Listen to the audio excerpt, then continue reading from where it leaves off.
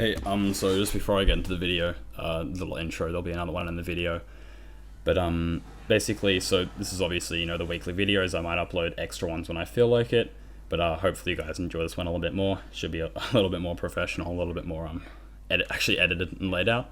But, anyway, hope you enjoy. Thank you for watching, and stick through to the end, or skip to the end. I try and share some valuable insights there. Right, thank you. Hey guys, so today I'm just gonna go over the second week. So it will have a bit more structure to it. I'll try and do some editing magic, make it work a little bit nicer. I'll try and timestamp things the best I can, try and do those little video breaks. But basically have, the first minute or so, I'm just gonna quickly run through my week, notable things day to day. Then I'll run through, work, how stuff's been going in the SMMA, and then after that, I'll go through the workout stuff, and then a takeaway or a philosophical point. Anyway, so to begin the week, you guys can pause this to have a look if you're really interested at what a week looks like for me.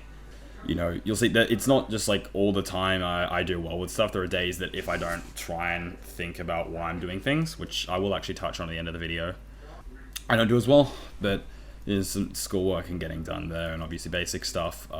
When I do watch YouTube, it's like it is, I'll say waste time, but it's still like I'm watching SMMA stuff or a workout thing. It's not like I'm watching, some complete crap, but I'm still considering that a waste of time. Anyway, obviously working out. I got a new workout partner, which is great. I've helped a few of my friends get it, but I got this little kid. I won't say his name unless he's happy with it. But he's got a lot of energy. I think he'll do well. He's like 5'4", so he's gonna be an absolute manlet. But he's pretty strong to begin with as well, which is nice to see. You guys will see, I consistently sleep at about 10:30 or 11. Big thing. You guys should definitely sleep right. Did a bit of here. I might make a video on protein stuff. I'll make random videos aside from these if I'm interested in them. Again, Thursday was a good day. I got a lot of work done Thursday. I have to go to the gym in the morning sometimes now as well. So I've never been a morning person until I did sleep at 10:30. I wake up naturally. I had a call, which I'll touch on more later. So a while ago, it's been 4 weeks, we've been batting to and fro, missing, like both of us have had to miss stuff. But I closed him on the call. I'll tell you guys how that went, what happened, my takeaway from it. It was, I would say, I could have lost it, but I closed it easily. I'll touch more on that. Anyway, just Saturday, a lot of work Saturday, good day, really enjoyed it. And then, today I'm obviously recording stuff now. I'll work a bit more later. Anyway, getting into it. So, one thing I've got. First thing, I'll run over how stuff went with my client. So, basically, I already had a first call with him. I have switched to a one-call model now, where I qualify and talk to people on the same call. If you guys are interested in a call script or examples of calls, I'm more than happy to share that and make a video on it. Fucking hell, I dropped my, Weather's Original Caramel.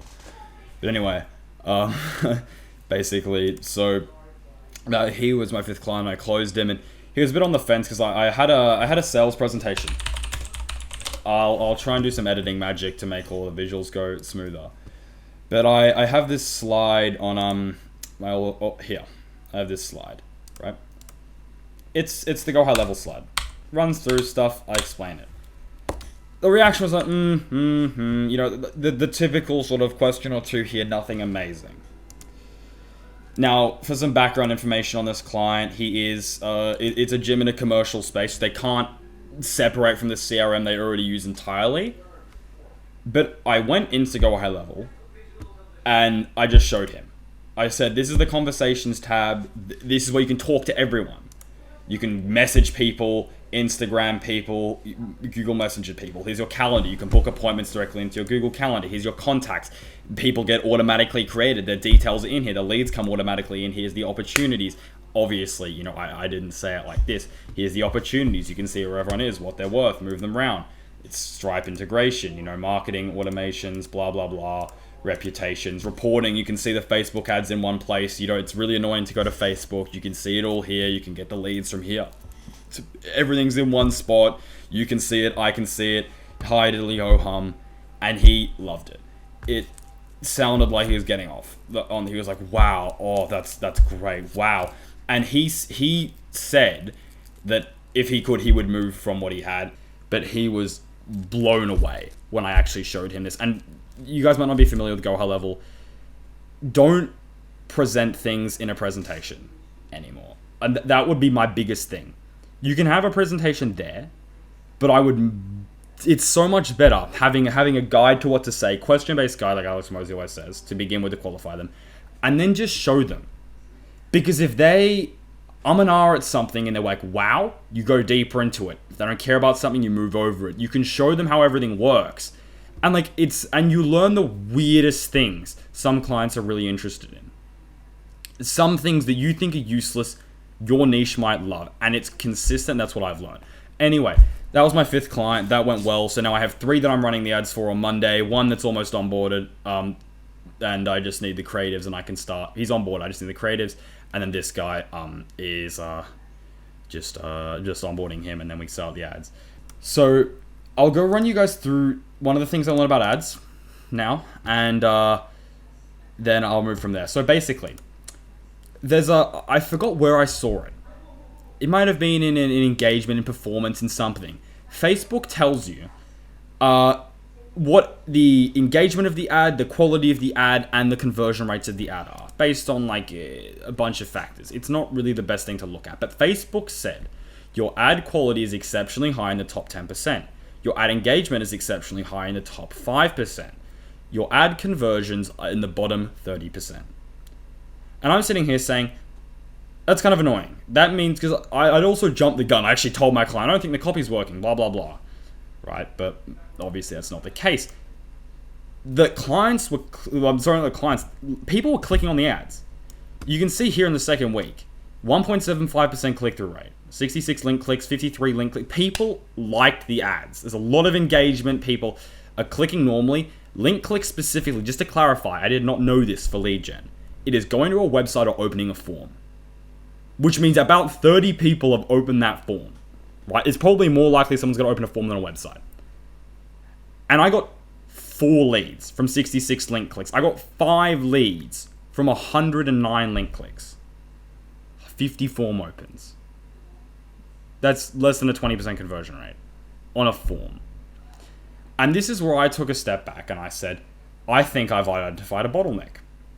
Right? This is a big thing. You need to know how to read ads. I didn't know them that well. I thought that was useless. Who gives a shit? Just the clicks all don't matter. No. Clicks are important as well. You see the cost per impression is actually good as. It's dropped. Don't worry if it's high to begin with, below about 40 for gyms. It drops when people start liking your ads. So what I did was I made a new form. I'm happy to show you guys, actually some of the copy and everything else. I want you to be able to look at things, give me feedback, anything else. But basically, I made a new form down here. This form is, I watched a video on this, it made sense to me. It just directs them where to go. People will choose the path of least resistance, and if you're just telling them, this is the next step, training wheels, guiding them along, holding their hand, they're easy to do. Claim your $80 discount coupon, enter your details, we'll be in contact with you. Enter your information to claim it. Privacy policy, you have to do that. Coupon claimed. Great, we'll be in contact with you, so looking out for a call or a text, which comes a minute later by the Go High Level automations. And I would say have checkout transformations for gyms, check out the pools we've done for pools, right? That sort of stuff. This is the new form. The old one was, here's a 1,000 things that we do, results, blah, blah, blah. Where would you like to be in 28 days? Then your information. It's not even really saying why, register your interest. There's not that same level of congruency, and I think I originally did that because my client was like, oh, you should do it. And he had well-performing ads, but they were a little bit ago and ads were easier. And I thought it made sense to reiterate what they're getting. The point is, and especially with, I'm saying longer form, it's not long form copy, it is still short form, but I'm going to refer to it as long form. This long form type copy, people have seen what they're getting and they're interested. They don't need a recap of literally the exact same things. They just need to know what to do next to get what they're interested in. And once they're interested, then you talk to them, then you're on the phone, then you answer questions, whatever. But getting that lead is really important. And you should always be highlighting, some of the services you offer, the value they're getting in a results-based way. In terms of, this isn't the best way I would do it. I think I might have changed it. Done for you nutrition, slim and waste your body, slim and tone your body with workout plans. Done for you nutrition to help. Beauty massage, you should always put what they're getting first and then everything else second. I think I did that better with the mail copy down here. Yeah, here you go. But anyway, basically calls them out. I spent a lot of time on the hook. The hook is really important. If you don't know what the hook is, it's the original line. This is because if no one opens your copy, everything you write is useless. A lot of the changes you will see are from finding a good hook. You need to figure out how to see how many people are opening the forms, perfect a hook, then worry about the copy. A change in here is going to have a lot less change than it will here or up here. The first thing I do, hook them in, get them to open it. Hopefully you should be trying to target something that's a pain for them without being really hard, and just try and relate this to an example that works for you. For me, I was thinking, if someone was talking about getting to a 10K a month agency, what would draw me in? Will it be, do you have a 10K a month agency? Struggling to get a 10K a month agency? Want a 10K a month agency? Want to reach a 10K a month agency with a proven method that's helped? Try and think of what might work for you and apply it. Then hit them with a few pain points here. These are called fascinations. That is the copywriting term for them. I'm not like, I just know that one, okay? I don't know everything. But this is just trying to hopefully now build some pain. Right, this is where I hit one with 3, so it's not too long, but chances are, if you're interested in fitness or they want a body that they're happy of, they probably want to lose weight or like get lean down. 99.9% of the population is not sub 10% body fat with abs. A lot of people get those fitness quick fixes. Quick is a hit word in fitness. They're looking for that there. Wanting to know what to build real lasting strength and muscle. A lot of people, it fluctuates, dies off, falls off. Technically not entirely true. If they stop working out, they're going to stop building muscle. It's not really hard to build lasting muscle. It's just like you train properly. But still, for a lot of people that aren't aware of fitness, it hits that. And for me, that's a separation I have to take, is I know a lot about fitness. Not everyone does. Anyway, then it's just, this is for you. Results-based. Bonus. I added that. Again, call to action. Limited availability. For the women, you'll see I added this review here, just to help with reputation. We saw collages perform best for our client, and that's what we're doing. $80 coupon. With that, I don't actually drop the price. It's just artificial value inflation. Anyway, this is another client I'm running for. I just started this set of ads here. We found they outperformed. This testimonial is amazing. Either give your clients a script for testimonials or tell them to find the most energetic person they can and do it. This lady, I won't tell you her name, is so into it. She's how it changed her life, moving her hands about, energized, says it'll change everyone else's life, never the same without it. She was in a bad place, released. Like, it is a very, very motivating and uplifting and convincing thing here. I do need to redo their form, but their form was performing okay. So, it's alright. I'm testing a bunch of different copy now. Anyway, that's, some shorter form copy. I won't go into that. And finally, my third client, the ads are about to run for. This is the first week of testing. We'll see how it goes. Typically, how I do things is I run a bunch of different creatives the first week, because I've tested copy with a lot of different gyms, or I've tested the copy before. I know what sort of works. I'm just testing the creatives for their gyms. Now, some gyms have good creatives, some ones have bad. I made this collage. I know Photoshop. It's not really hard to learn Canva, whatever. Try collages. Not many people do them. It doesn't come across as an ad. Really important to avoid. If you come across as an ad, people are not going to click. They're going to switch off. Maybe, as an agency owner, you could see something that looks like an ad, or as a business person, because you're aware of how everything works, you don't really care. You're not the norm. A normal person is going to see something like, I'll see if I can find one. Maybe down here. There's probably one here. These look bad. A normal person sees this, they are not going to click on it. This is a good example. That's not even the worst of what screams ad. I would not click on that. No one would click on that. If you see a photo of someone working out, people are having fun doing, if it seems normal, you can try a little bit more professional photos, some less professional photos. That's what will get people in the best. Now, videos, testimonials work well. I haven't seen transformations work well. I haven't tested a lot, but anyway. So that's, again, some longer form copy. It's the same principle as last time. I will show you the shorter form I've been using, which is, I haven't used it much. I have a friend that does pools. He gets $2 a lead, right? He does really short form. Like, it's insane. It's like this size. Review at the end, makes people feel it's good, and then, a few highlights of stuff, right? And that's, I'll see how that goes. Anyway, one really useful tip, yaytext.com. You can get bold text in Facebook. Anyway, next thing, workout stuff. So I'll try and use my magical editing skills and put a few things on screen. I think I have a few videos of some of this stuff this week, but basically, I'll try and PR at the end of terms for about 5-6 weeks. Basically, today I hit a 100 for 5, which is a squat, not an all-time PR, but 8 months ago, just to repeat, I tore both my hip adductors. Well, I tore one, then I tore the other one 3 months later. So been a long time for legs, but 100 for 5 for squats and 100 for 4, and then did some pause squats. So previously I could do about 120 was my PR. So I was never that strong on squats as well. I had bad squat form, but it's really good now. Deadlifts, I did think I would do 135 for 5, but I dropped it back to 130 this week just because I'm trying to really, really perfect my conventional forms. I did used to lift sumo, and I will try and get back into that, but that's what I tore my adductors on. So careful there. And I hit 92.5 for 5 on bench, and I probably could have hit another rep. Like it felt relatively good. And again, I don't have a video of the bench, but all my sets are almost pause sets. I really don't bounce. So it's not like a 2-3 second pause set, but it's controlled.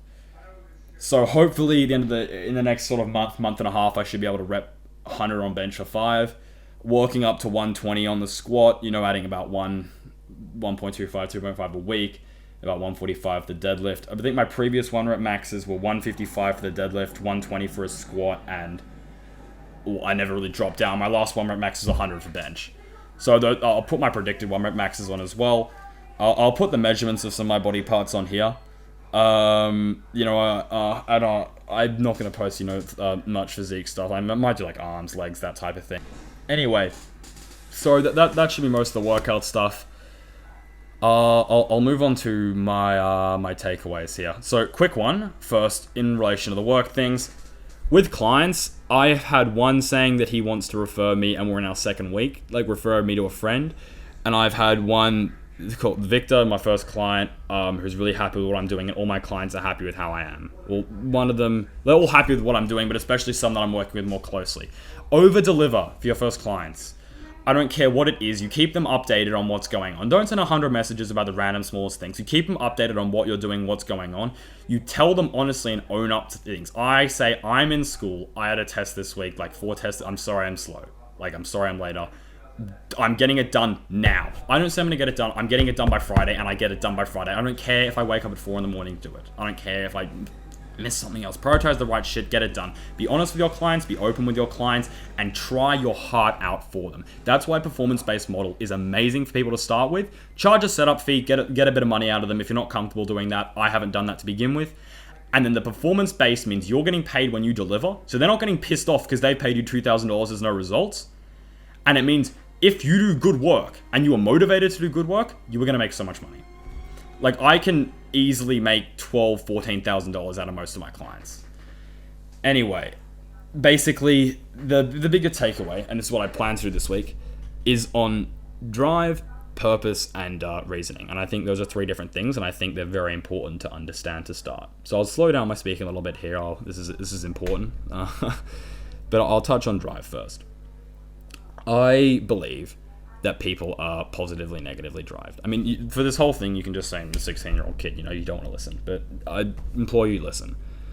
So positively meaning, you want motivation to do things, you don't really like the pain of it.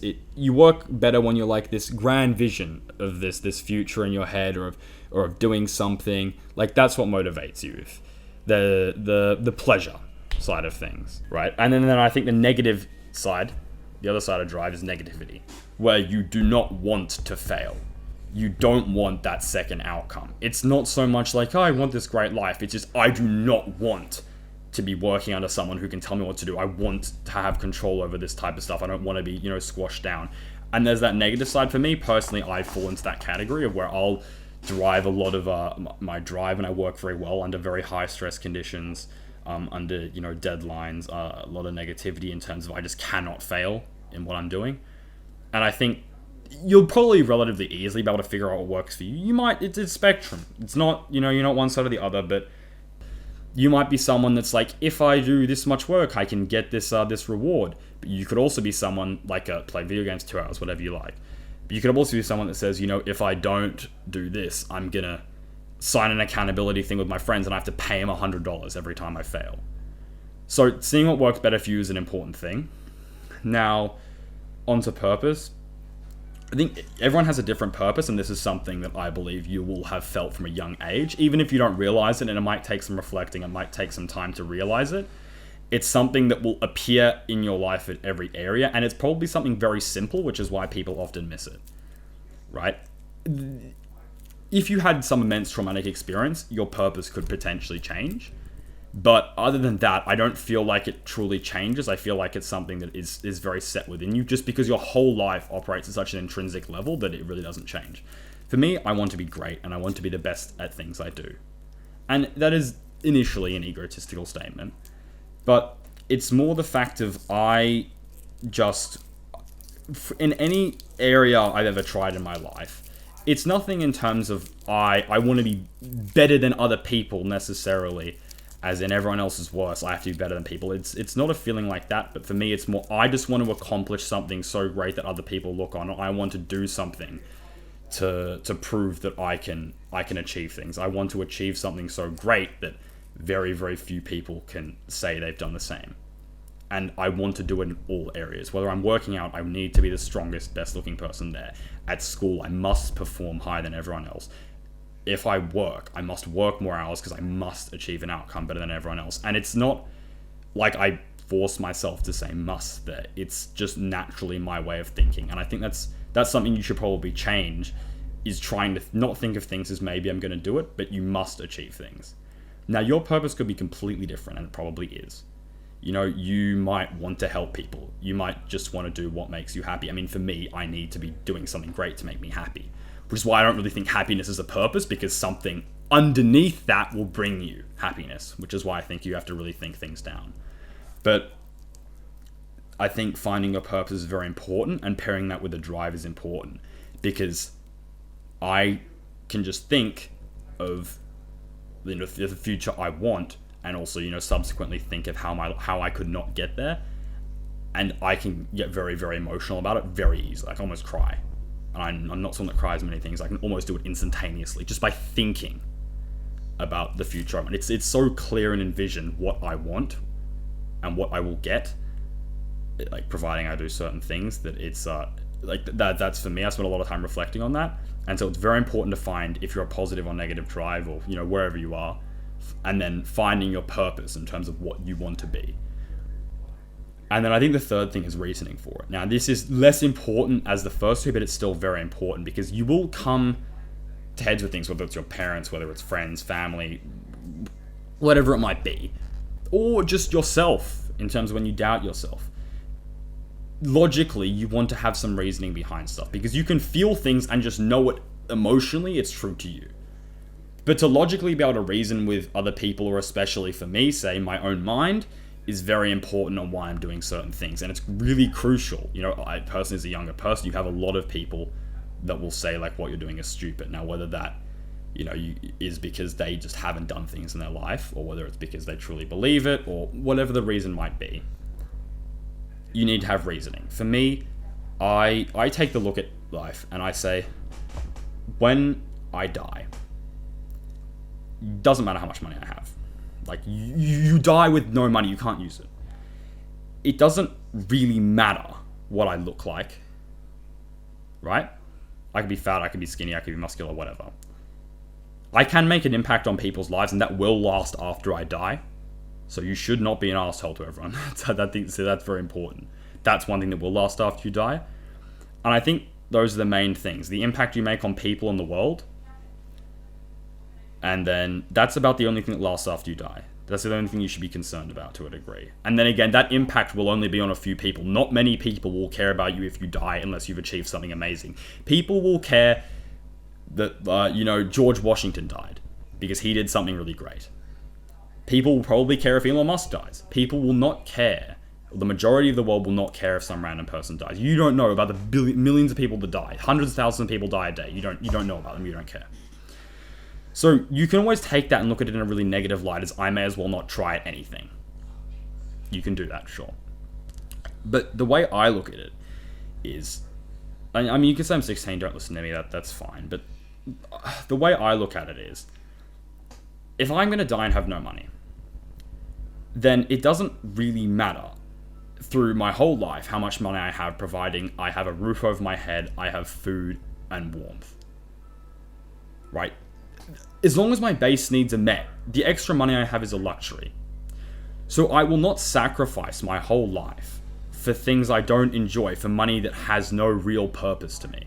I'm not going to, follow a standard path that brings me no happiness and work a job that makes me unhappy because other people told me to do it if it doesn't make me happy. And I think, and that's why I'm trying to work through a business, because it ties well into I can build something amazing and I can really do things in the world. And this business is not my end goal. I truly want to make an enormous change to the world by the time I die.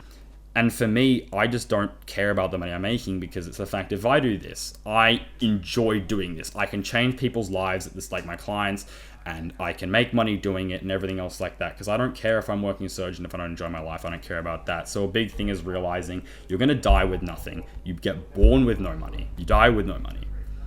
As long as you're not dying somewhere in between because you couldn't eat food, it doesn't really matter what you're doing. As long as it's serving your purpose, because that will make you happy, it will make you fulfilled.